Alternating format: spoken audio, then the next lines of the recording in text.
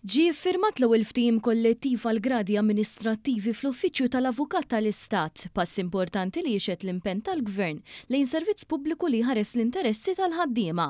Il-Ministru għall-Ġustizzja u Riforma tas-settur tal-Kostruzzjoni Jonathan Attard li presjeda l-iffirmar saħaq li dan il-pass importanti qed iseħħ fil-perjodu tal-Baġit 2026 li fih ġie allokat ammont rekord ta' fondi għas-settur tal-ġustizzja bżieda ta' 26% fl-allokazzjoni finanzjarja fuq din is-sena għall-Uffiċċju tal-Avukat tal-Istat.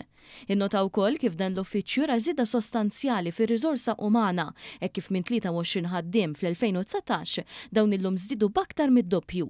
L-Uffiċċju tal-Avukat tal-Istat qed jissaħħaħ ukoll permezz tal-akkwist ta' binja ġdida bi swit l-uffiċini eżistenti li se tipprovdi aktar spazju u tkompli televa l-prestiġju ta' dan l-uffiċċju. L-Avukat tal-Istat Chris Soler qal li l-iffirmar huwa mument importanti għal qalb amministrattiva tal-uffiċċju. Jekk l-avukati aħna fl-Uffiċċju tal-Avukat tal-Istat aħna l-moħħ legali, il-qalb operattiva, il-qalb amministrattiva tagħna huma propju il-ħaddiema illi llum naturalment huma soġġetti għal dan il-ftehim kollettiv u ftehim kollettiv illi s-saħħaħu jikkonsolida tajjeb li kien hemm.